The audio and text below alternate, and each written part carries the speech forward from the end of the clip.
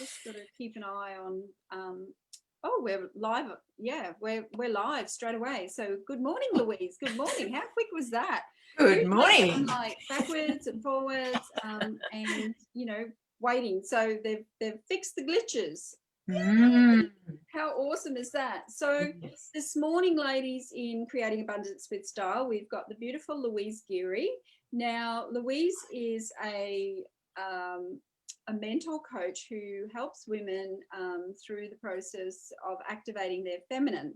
So, Louise, would you like to just explain that a little bit more, and then I'll have some questions for you as well. So. Lovely. Sometimes even now I have a little bit of trouble explaining what it is, but what it is, it's about feminine embodiments. And so really what it is, it's about being home in our bodies, in our lives right here and right now. And what happened with myself and with a lot of women I work with is that we step out of our bodies and step out of the present moment quite often because we're leaning into the next bit of worry or what we need to do. We're thinking about what happened yesterday, all of those things, micromanaging, controlling, all of those things. So there's a lot of work around, first of all, coming home into your body, and a lot of work around boundaries, and then looking at the underlying drivers, the shadow, the things that are kind of stirring up trouble and making it hard for us to really feel pleasure and joy in our lives. And I think as I go through this work more and more, I'm really recognising how important pleasure is, and how often as women we think it's not okay to feel pleasure. And when we're not in our bodies, we don't feel it, because bodies are actually a vehicle for pleasure. So we can have pleasure that's, energetic as well. It's not just that physical touch pleasure, but our bodies really help us to anchor into it. So for me, we are meant to be here in our bodies right here and right now. For me, it's about bringing spirit into alignment with us here and now. And when I do that for myself, I find that deep stillness inside. I find that joy and pleasure. And then I can connect really deeply and intimately with other people. Yeah. And that's what it is. Yeah. Did that explain it? Yeah, Steph Pinto has just said, "Oh my God, two amazing women." So welcome, Steph. It's lovely to Hello, Steph. How are you? It explained it really well to me. But I've done your program twice now because for me this was, I guess, something around my personal development, letting go of control. I have a daughter with a disability, so I've always had to be in that control kind of mechanism, I guess, and to move away from that was very, very difficult. But understanding that that's what I was doing was powerful. So the awareness is what is the most powerful. You can either decide to change, or you can keep going down the road you're going and be that person that's always stressed and anxious and whatever. Absolutely. And I because we have that affinity, of course, and that shared experience we share, because I have a son with a disability as well. And there is that thing that you do have to be alert. When you have a child who needs support, we have to be alert. But finding that, working out what the difference is between controlling everything and being able to stay back here and observe, and then still be able to step in when you need, is really powerful. And that's partly why I was drawn to this work to start with, because I was living in this kind of busy, scattered, almost like static electricity all around me. I realised that I was never, ever in my body, or rarely. And so I'm being tossed and turned by emotions, by anxiety, by fear, all of those things, and not grounded. So as soon as I get back into here, that's all still going on around me. Yeah. But I've got this deep, unwavering, stillness inside me that then I can deal with all the without being part of it.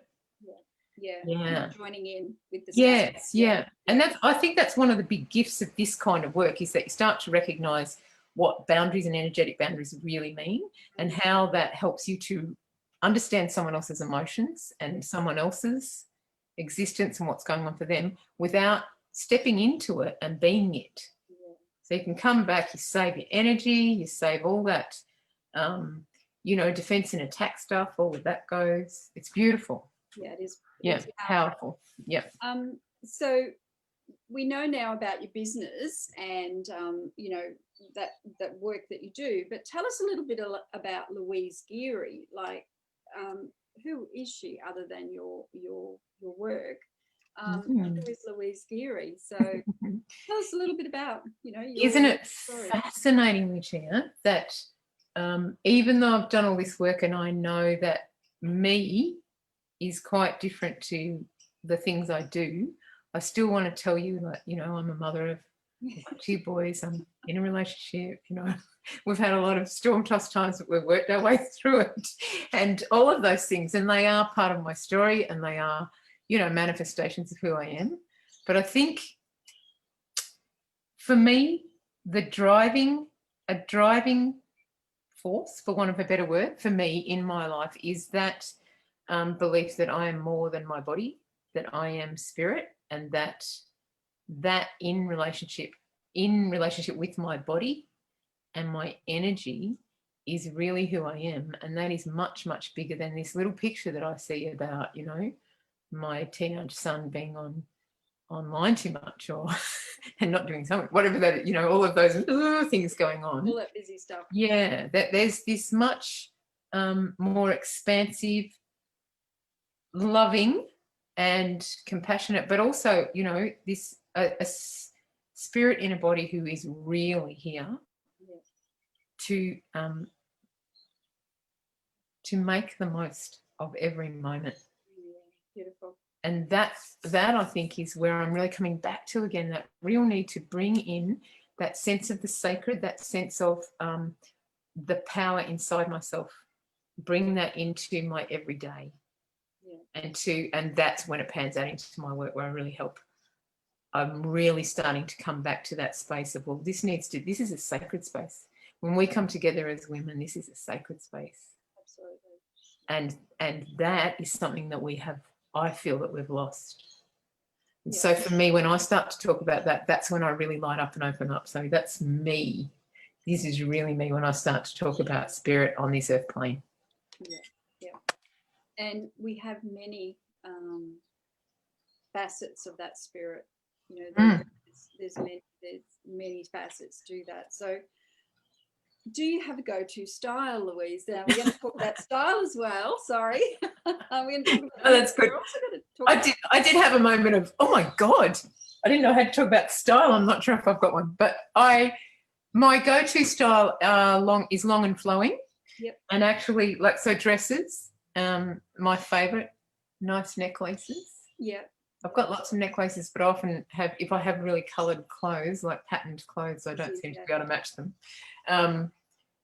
But yeah, it's more, I love that kind of, you know, fitted at the top and then flowing skirts, that long and flowing. So I've got a long dress on at the moment, which you can't see because we're online.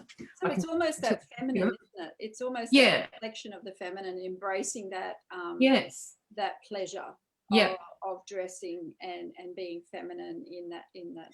Yeah. And you know, that's what I was really thinking about, because I'm thinking, well, have I got a style? You know, and I have to say it, my style generally is what's clean, what doesn't need ironing when I get dressed in the morning. That's a good style. But I think as I did this work more and more, because I was a bit of a tomboy and I just, you know, I always felt like I wanted to look nice, but I didn't really worry about it too much. Yeah. But as I started to do this work more, then I recognised that what I was doing when I'm wearing clothes, some clothes bring me joy. You know, the colour, the styles, I feel it helps me to be in my body. It helps me to be home and to like myself. Yeah. You know, and when you're really home, when I'm really home in my body, then I love myself no matter what. Yeah. If I'm in that space where I'm not feeling good about myself, then I know I'm not home. I'm not, haven't dropped home into my body. And, you know, a way to help me do that is to actually dress in clothes that bring me joy. Yeah. Especially colour, to think about colours that really anchor me. And this is one of them, red and bright pink, like the books on your background there. Yes. I really well, I resonate with that. As you know, I do the chakras and the colors in women's wardrobes. And I really resonate with the fact that you are really grounded and in that real grounded place with your reds and your feminine energy, you know. So Yep. For me, I can see that that's when you really elevate, you know, like I really see the color just elevates in you. And that's like you say, when you're in womb space, or when you are really grounded and aligned, what you're wearing is just another element to that elevation. So it's just Yes. another Yeah. element to your reflection out towards people. So it reflects back. So what you reflect out, you reflect back. So Yeah. you're actually telling your heart space that, you know, you love and you are caring for who you are, you know, and what. Yes. Yeah. Which is it's a really interesting turnaround for me, because in the past, and we, you know, we have these discussions around what we feel the feminine is. That when I was younger, I used to think that, you know, if you wore, you know, particularly very fitted and, you know, beautiful clothing, but quite petite, like they didn't suit me at all, because I'm big, I'm tall, and I've always been tall and big. And warrior woman. oh, and I would associate that, you know, you had to be little and petite, and you had to wear, you know, soft colors. That's feminine. Like I just had all these complete, mixed messages. Really. Beliefs that weren't real. And so that idea of actually really coming home to yourself, then I can express who I am in my way, and I actually recognize what does look good. Yeah. And so do you find with the chakras, and if you're taking them through styles and you get them to choose the colors, do you talk to them about that, Yes. Yeah. So depending on what's happening in their lives, they might be drawn to certain colors? Yeah, absolutely. Yeah. When I look at a woman's wardrobe, now this is just a quick off the cuff, I can generally see the colors that they're drawn to. So I did an edit yesterday, and there was purples, there was oranges, and there was greens. And it was really clear message. It was mixed up in pattern, but as I took her through the process that, you know, I do with women, is putting all your dresses together, all your tops together, all your pants together, you can actually see that intuitive style sense that that particular person has. And then there's an odd one. And they're the ones that I question when I'm doing this. I question, what is this doing in here? And they'll start on that emotional feeling. And that was a time when, you know, but they're still attached to it somehow emotionally. So we've got to talk through that process, either keep it, because I as a therapist, I guess, therapist, I don't want to remove something and then they regret. I want them to feel that, you know, that is, you know, okay to stay there until you're ready to let it go. And it's like anything, letting go when you're ready. You know, you're stepping away from friends when you're ready, you know, so it's all of that. That's a powerful process, isn't it? It's a really powerful process. I hadn't really thought about it like that. So you can really pick, and so what you're doing is helping them hone in on something that needs healing. Yeah, really, aren't you? By that color, finding that color that's the odd one out. Finding the odd one out, and what's that message, and that's when they get that release, that aha. Not always, but they do. One that I did yesterday and one that I did the other day, it was that aha. That I was holding on to that for a particular reason, you know, and it was the old trauma, or it was the old anger, you know, so it's all of those. And the color of that garment is generally the color of that the chakra, emotion, you know, that chakra, you know, the solar plexus, that whatever. So it's very, very powerful, the alignment between the two. That's beautiful. So, what are your greatest achievements in your style journey? So getting dressed in the mornings is often, as mother of a child with a disability, just actually getting out of pajamas is pretty good. When the kids were little, it was kind of like, you know, I have to say, when the kids were really little and we were getting no sleep, and I mean none, like awake every 10 minutes all night, Dylan was having seizures all night, I would take them to preschool I would sleep in a tracksuit and t-shirt, and I would get up and take them to preschool in my pajamas. Yeah, that was my go-to when Nat was little, and I must admit, she's been doing it again to me. Last night we had this screaming match at the middle of the night. I screamed, Yeah. and I went, "Oh my God, what's that?" That's Natalie. And Yeah. normally I would sleep through, but yeah, something just twigged, and I went, "Oh my gosh, it's her." So up I got, and I'm like, "Oh, I'm so tired." But I know it gets harder, doesn't it? Once you get used to sleep yeah, again, it gets harder yeah. to do it. So Yeah. it was interesting, you know, that's what it used to be like. And Mm. I'm so used to it. So I guess for me it was always the tracky dacks and a nice, you know, like a decent t-shirt. And that way if she was ill or something like Yeah, that, you could go to the hospital. you could just go straight away. Me too, because what I often would be in the ambulance. Yep. Yeah. On the way to Yeah. the hospital. Yeah. Before I realised, oh, still got my So it's very relatable. But guess my greatest style achievement, I think, was recognising really that thing that actually dresses are my thing, and long is my thing, and quite, because I'm big, but quite fitted at the top really slims me. So fitted right to the top of my hips, and then a flow from there. That is my style. So going forward, that's probably something that you can look at in your wardrobe, is that what styles have I got like that? And if there's others in there that aren't really, serving you, maybe they can go to the op shop, and then you can look, you know, at others. But that's my next step.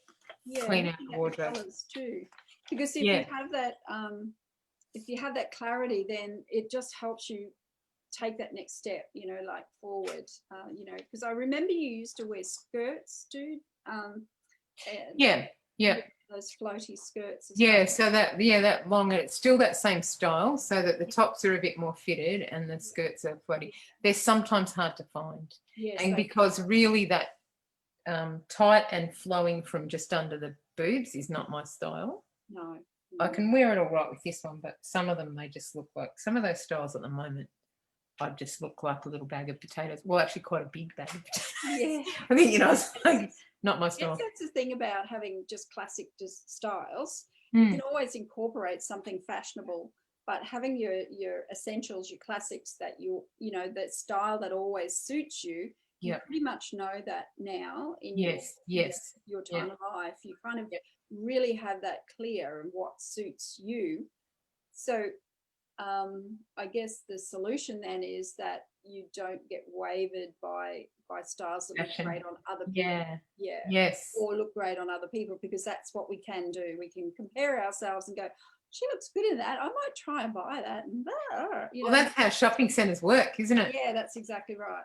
And I mean, that must be where a lot of your work comes in, isn't it? Where you're actually really keeping people on track with and focused on what they look good in, instead of getting swayed by. Yeah. And how many white shirts do you need? You know, like white's not my thing. The lady that I spoke to yesterday, like, she probably had about 5 white shirts, and you can only wear one at a time. Yeah. Really. So, you know, that's another bit of advice. What advice would you give women who are wanting to create change in themselves but aren't sure how to go about it? Well, my advice is always to find a way to be in your body, to find the way that works for you, to help you be fully present in your life right here and right now. And for me, that is always about your body, being in your body and making change in your body. So not just, it's more than mindset. It's more than changing your thinking. It's more than affirmations. Those things are powerful, but they don't make change if you don't anchor it into your body. If you don't make the change in your body, you're not going to get there. So for me, it's always about, first of all, coming home to yourself and recognising that when you get into that space, when you're really connected to womb space, which is what we talk about in this work, then you start to feel that love for yourself. You start to actually really accept and love yourself no matter what. So I feel good about how I look. because I'm home in womb space and there is no judgment in there. And there's no comparison and there's no FOMO. There's none of that. There's just this deep peace. And it's more than that too. Like there's a sensuality and a love of life in that space. Yeah. And there's no room for, oh my God, I'm not as good as that person. There's no room for all of that stuff. So that for me is how you find your own style. Yeah. Yeah. First of all, you have to actually accept and love who you are, and you don't have to make that happen. You just got to get into your body. Yep. Connect to womb space, ground. Yeah. And pay attention to your energetic boundaries, because that's the other thing that can toss and turn you and pull you out of presence. Yep. If those boundaries aren't right, then you're being pulled into other people's stuff or trying to control other people, you know that. That's my words of wisdom. I love that, Louise, because that's another thing when I'm doing the wardrobes or looking at wardrobes is I also look at body shapes and sizes. So ultimately we get to a size thing. But I look more at the shape, because the shape is the shape whether you're a 6 or a 26. Yes. And, you know, you can always make things smaller if you've got a bigger garment, you know, if you've lost weight. Yes. But you can never make it bigger. Well, you can, but it's very difficult and very expensive to make things bigger. So, you know, I have that conversation as well. What sort of health routine are you on? Are you on an exercise program? Are you going to be changing your weight anytime soon? And I just ask those questions, and 9 times out of 10, the client will answer, you know, no, I'm not going to wear it. I'll never get back to that size, you know. So it's that realization that, you know, I'm happy with who I am right now. Yes. Being in touch with who I am right now, but I have to ask those hard questions. To get there. So what a powerful gift that you are giving to those women to really get them to that place where they start to actually accept, well, this is where I am, and that's pretty good, because you're also going to help them look good as well. It's amazing. That thing about it's gone. I can't remember what it was, but there was something in there. But that is such a gift to offer people. Yeah. So because not feeling good enough about ourselves, that's endemic, almost epidemic in women. That there's always something wrong. We are never good enough. You look beautiful, and you deflect it. Oh, I've got grey hair, or I look like a mess, or whatever it is. There'll be ways that we deflect being told that we're good enough. So that's another reason why your work and my work really sits together so well, because yours is being in the now and mine has always been in the now. Like right now, what you have, you know, not 2 years time when you're 20 kilos lighter, you know, whatever. It's right now. And financially, the support that I can give them by simply utilizing all of their wardrobes. So not just using this little space of, you know, 6 clothing, using the lot. You know, you've got a $300 jacket. Why aren't you wearing it, you know, when you go out somewhere? You know, don't save it for an event, you know. So it's all of that stuff. And so I think sometimes, like I know for me, I'll have something sitting there for ages that fits me and I don't wear it, but then all of a sudden I'll work out how I can wear it. So I think sometimes we probably need guidance around actually how to put things together and make them work. Because sometimes I won't have any idea about that. So that's where your skill comes in again. A lot of colours, colours and how those colours work. But it comes back to that 3 definitive colours in the wardrobe and how they all mix together. So a lot of times with all the noise, like you were saying about, you know, all the noise in your wardrobe, you can't actually see what's right there in front of you until someone steps you through.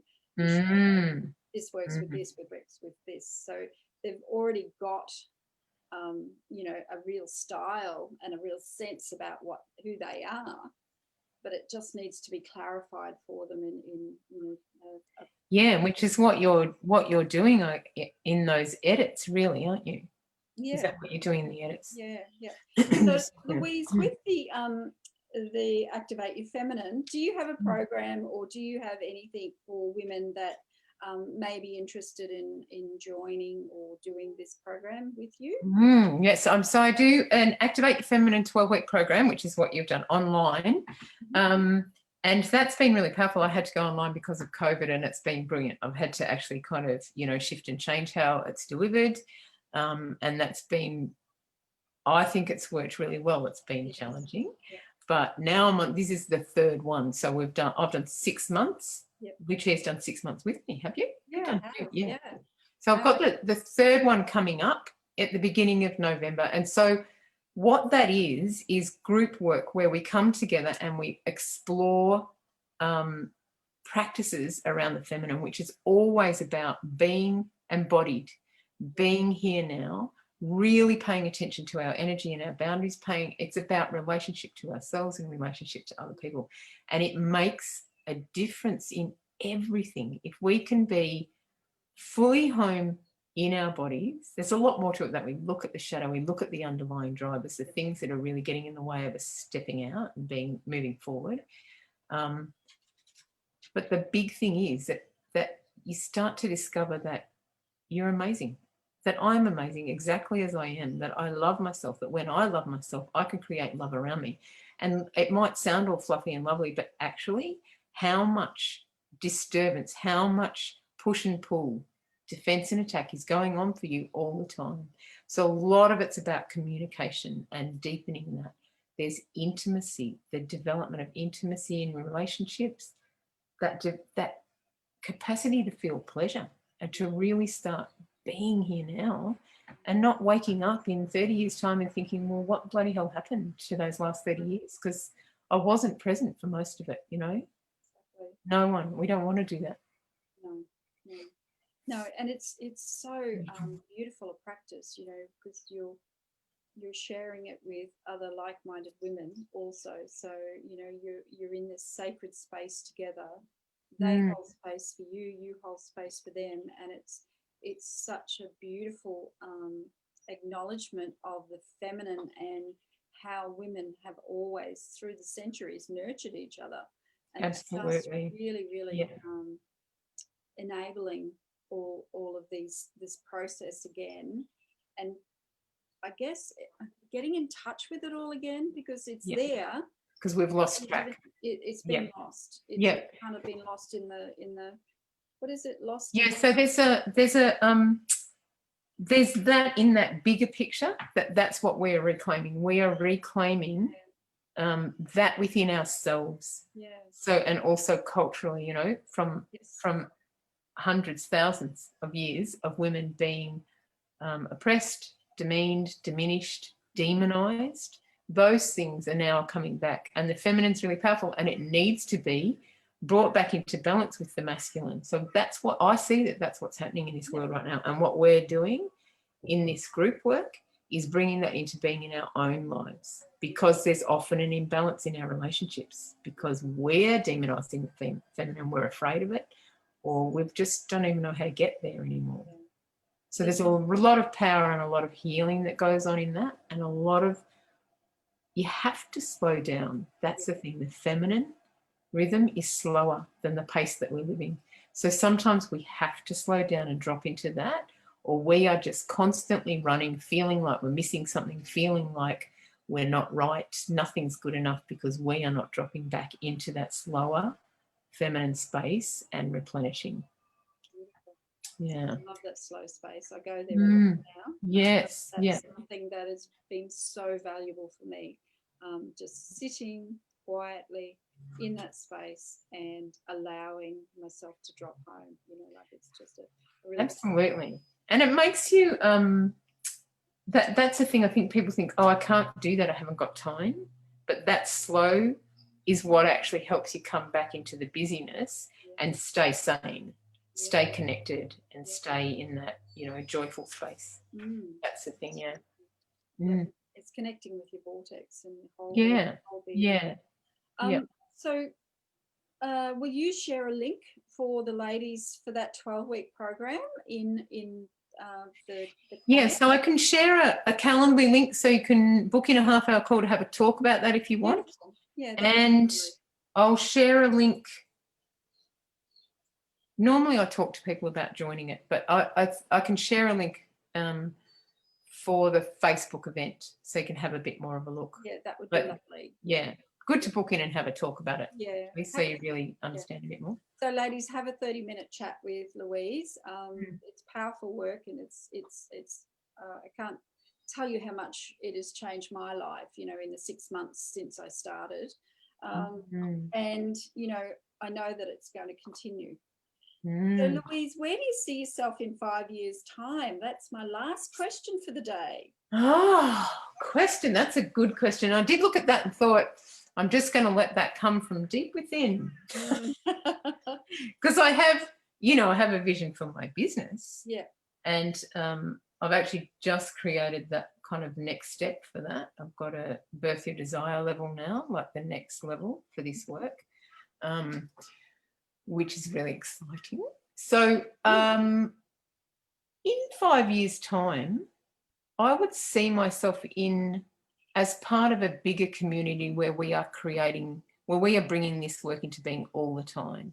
I see myself in the space of, it's a bit like a priestess in a way, a bit like a, you know, I keep saying I'm a healer, but I'm thinking about it more and more, and I actually think that idea of the sacred, if we don't have that in our lives, we are missing the way back into connecting into the divine and the divine within ourselves. We're missing the bigger picture and the thing that really gives life meaning.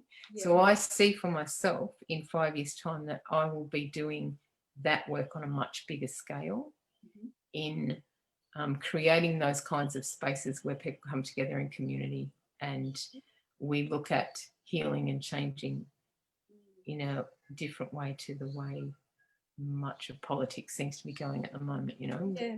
This is like grassroots change.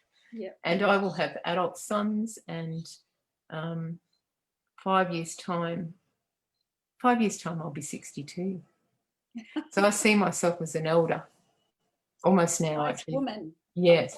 Woman of wisdom. Yeah. Yes. So and I feel like that now, Louise. Yes. Yeah. That's what we're moving into, Fred. Yeah, Lucia. I just feel like that's really powerful because there's a massive creativity that comes as we move into that space. Yeah. And we bring a lot. We are bringing massive change to the world right now, we older women. Yeah. And it's time now to step up so that people start to recognise and respect that. Yeah. So I see myself as being that. Wise wisdom warrior. Yeah. I love it. So thank you for today. It's been wonderful talking to you, and it's interesting how your work and my work really align. And you know, you can say to people, I'm a stylist, and they you know, go down that whole buying, shopping, clothes, you know, whereas for me, a stylist is more holistic. I look at the therapeutical side of people understand themselves a little, and why they're buying and shopping and the clothes that they own. So yes, it's much different. And even for having this conversation with you today, I think I understand it a bit more too now, what you're really doing. So that's brilliant. Yeah. Cool. Yes, because it's a hard one to explain unless you have a particular, I guess, subject, and then you can go, yes, well, this is when we do this. You know, so. Yeah. Well, really, what you're doing is helping women to really recognise their own power. But the clothes, it's just a vehicle. Yeah. It's just a vehicle for them to really be empowered, be themselves. Just be. Yeah.